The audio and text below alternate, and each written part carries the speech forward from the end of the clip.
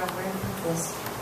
So, I'm going to read the first two scenes from a story called Close to You. It takes place in Hartford, Connecticut during the 80s. The Sex Pistols album, where? Whoa! Guess we don't need that one. Let's try that again. The Sex Pistols album is blaring in my apartment. Fuck it. No time to turn it off. Slam the door, take the stairs, boots clomping. If I hurry, I can make it to the corner to catch the bus. But the lobby door is stuck, the frame all gunked up with dampness and age and that greasy hallway funk that hangs in the air. I'm pulling at the door, rattling the knob, and I know I'm in trouble even before the door to my right creaks open. Honey, Sweaty Betty says. Her door is open only an inch or two, but I know she's in her black nightgown, steeped in gin, needy and sad. You going out? A party somewhere? The lobby door eases open. Don't stop, make a run for it. My hand slips from the knob into feet. Just a club, I say. I'm running late. Yeah, what's going on there? Sweaty Betty opens the door a little wider. I put my hand on the lobby doorknob again. There's a band playing. Come on, lady, take a hint. Oh, that sounds divine, Sweaty Betty lets go of her door and folds her hands like a little girl. Dyed black hair like a rat's nest, penciled in eyebrows jumping off her face, cigarette fumes rising from her like pig pen. Is she old or just nuts? I haven't been to a party in ages. What kind of music? I love to dance.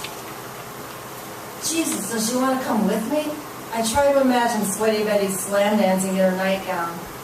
Really loud stuff, I say. You wouldn't like it. Which is true. I've heard the tripe she plays in her apartment. Patsy Cline, Tammy Wynette, sad old lady songs. Sweaty Betty fiddles with her hands. I love a nice concert. Say, honey, buy me some cigarettes? The bus rumbles by. Sure, what kind? Anything. Sweaty Betty presses a few damp bills into my palm. Just leave them near the mailbox. You keep the change. It's okay, I don't need the change. You keep it, hon. I don't smoke, so I asked the mini-mart guy to choose a brand. Soft pack or hard, he asked, like I know the difference. Snowflakes split across the window behind him. A week before Christmas, and it looks like we might have our first real snowfall. I stuffed the change in my coat pocket. What's Sweaty Betty's deal anyway? Does she talk to anyone else? Hard to say. I don't talk to my neighbors. But I've never seen her anywhere but in her doorway. I placed the Winstons on top of her steel mailbox. There's no name on it, just apartment number 1. The bus spits me out downtown in front of the Minnow. The bar is short and red bricked, a misfit amongst the high-rises. In its backyard is the ancient burying ground, the most crowded place in Hartford. 6,000 bodies in there, all stacked on top of each other. Real tenement housing. I work across the street from the burying grounds at the Travelers Insurance Company. I write instructions for software manuals, shit that no one ever reads. During my break, I sit among the gravestones. The people in the ground are more exciting than the people I work with, the sheep who wear the suit, toe the company line. And it's not just the Travelers, it's Hartford. This place is stone dead by 7, all the actuaries running home to their suburban families to watch Family Ties, listen to Huey Lewis and the news, plan their next home improvement project. Get out of the house, I want to scream. Turn off the TV. Take a fucking risk. But sometimes, when those sheep need a night out or an after-work drink or 3 to steal themselves from Muffy and the kids, they end up at the Minnow. Those are the nights I avoid the bar, when the cover bands are playing and the actuaries are on the make. But tonight is my night.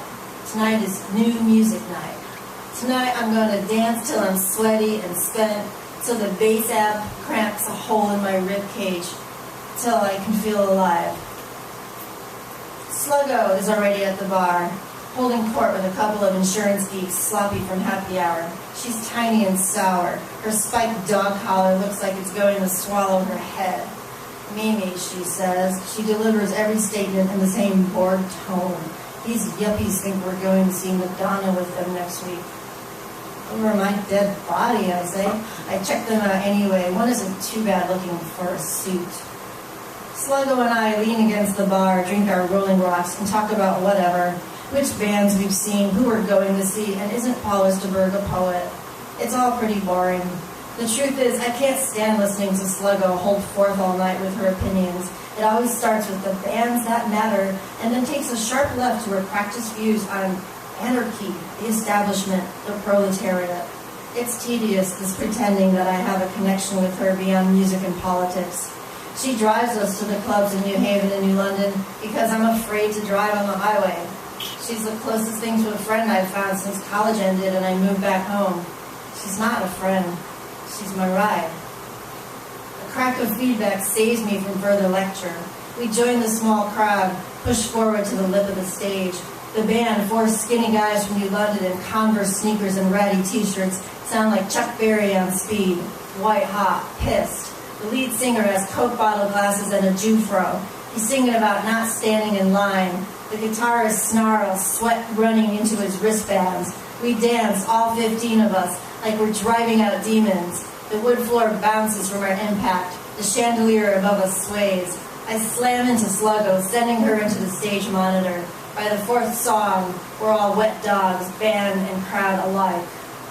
I look up at the stage, past the headstock of the bass, through the window behind the drum kit. Snow is falling into the shadows and stones of the ancient burial ground. I scream and sing and whip my head around. A guy crashes into me, pushed by the crowd. I push him back with my shoulder. He stays close by, hopping up and down, all puppy-like. Too eager, too close. I'm afraid he's going to lick my face. He yells something in my ear. I can't hear him, so I just smile, keep dancing. I can tell he wants to dance with me. I look at the floor like I always do when someone tries to get too close. I like to dance alone.